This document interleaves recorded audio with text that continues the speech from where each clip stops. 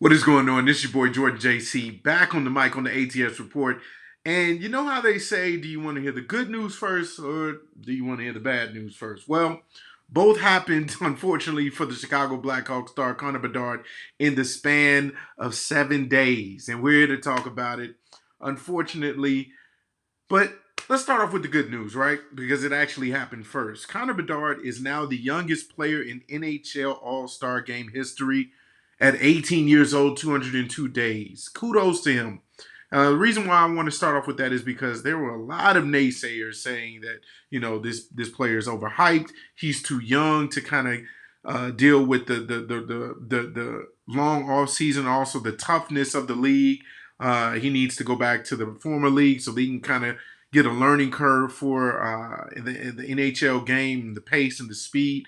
There's certain things that he just needs to understand. Well, no, he's been doing a very good job, and obviously you can see a reflection of that in being invited to the All-Star game as the youngest ever to do it.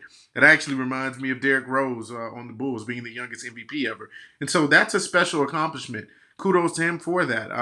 I think that a lot of people wanted to see him not be as good as they thought, obviously because they're not Chicago Blackhawks fans, but also because when you see a prospect come in and they're comparing him to the likes of Connor McDavid or some of the best in the league.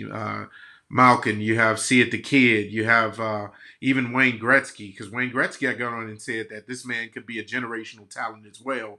Now I'm not talking crazy and say that he could probably surpass the stats that Wayne Gretzky has put up. I don't think anybody is going to come close to that with the assists and the points that the goals that he put up in his whole career. It's insanity. But Wayne Gretzky sees something special in this kid, and I think that he's already realizing it in his first year. Some other good notable stats is that he is the first Blackhawks rookie to be named NHL All-Star since Tony Esposito did it in the 1969-1970 season. Youngest star in Hawks history to be named an All-Star. The next youngest are, you all know these names, Jonathan Toews and Patrick Kane, who obviously were the start of a very good dynasty team in the early 2000s. And so that is the expectation potentially of this team is you start with someone of a level and of a talent as Connor Bedard, and then you continue to build. Now, of course, we know that this season we didn't expect anything as far as the Blackhawks going anywhere or even getting into the playoffs, but you wanted to see the progress. You wanted to see, well, what is it that we can expect on the ice every night? What is the potential that we see in these players, including Connor Bedard, which is kind of leads me to my bad news. Is the bummed out part is we probably won't be seeing Bedard potentially for the rest of the season because now reports are coming out that he is going to be missing some time with a broken jaw. And the reason why he got a broken jaw, if anybody saw the game, I didn't actually see it, but I saw the highlights when the Blackhawks went up against the New Jersey Devils a few days ago. Connor Bedard had the hockey puck in open ice, and he slammed right into Brendan Smith. Now, if you look at the replay, and there are many people who are obviously on both sides of the fence, there's always two opinions to things. But if you slow it down a little bit and you see it from a different angle, it looks as if Brendan Smith did kind of throw his shoulder into the jaw of Connor Bedard. Most people say it was a clean hit. Some people say that it was a dirty hit. I am on the fence still, but I could see a case for both. I'll be honest. Even the coach said that he didn't really see anything wrong with it. But again, if you look at the tape, there could be an argument for both ways. And so I'll just leave it at that. I'm not going to be, the meathead type and say, oh, yeah, Bernard Smith just, he did something very egregious and it was dirty. You could see it all day. No, there's a case for both.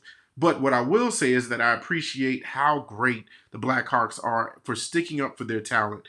And in particular, Nick Foligno. Nick Foligno needs an applause because time and time again, Nick Foligno has come to Connor Bedard's rescue and also standing up for him when he sees that somebody's trying to intimidate him. The last video I talked about the fact that there was someone who knocked Connor Bedard into the side of the wall, and he had a very, very hard fall, and Nick Foligno came to his defense as well. And in this particular instance, him and Bernard Smith had it out. And not just the normal time that they give for a hockey fight, because they let them fight, but the refs let them fight for a good 2-3 minutes. I mean, it was extended. it was fights galore after Connor Bedard went out. And so you like to see that. You like to see the leadership and just the culture that they're setting. That, you know, we're not going to take this kind of mess, even though you're trying to intimidate the young star. We see what you're doing, and we're going to stand up for him. And so you love to see that. The only unfortunate thing is that Nick Foligno actually got injured as well from the fight, and so now he's out as well. We don't know when he'll return. He has an injured hand, and so that's just the kind of the sour part of it. But again, with this team going forward, you do want to see what kind of potential that they still bring. Now it's time for the other players to kind of step up and see what they can bring as well as this team grows and matures from year to year. The one person I do want to see kind of give a little bit better, get a little bit better is their goalie Mrazek. I really am impressed by some of his games against top teams where he's either shut them out or only given up either one or two goals in a win. Then there's other moments where he's inconsistent and he gives up 6, 7, 8 goals, and it's just a goal party that night. And so one of the things I would love for him to do. Now, I'm not the biggest hockeyist enthusiast, or I'm not the most knowledgeable in hockey and the techniques and everything, but what I do see just from the naked eye is I think that he causes too much space in between him and the goalposts. I think that he could be a little bit more closer when it comes to defending. There are times where I've seen him kind of skate out from the goal, and then when you have the opposing team on a break, and then there's two of their players, one is on one side, and then he shoots it over to the other guy for the cross shot. Most times Mrazek is out of position, and so that's one thing that I would love to see him improve on, and it is just his technique on defending the goal. I think other than that, he is actually going to be a promising goalie for the Blackhawks if they stick with him going forward. But all in all, yeah, just kind of bummed out that Connor Bedard. Obviously, we're watching the games to see just how exciting he is on the ice. For all you hockey Blackhawks fans, I'm pretty sure you're bummed out at finding out the news that he's on the IR. But hopefully there's some good news with it as well, because I saw a report that there's another player who actually got injured recently.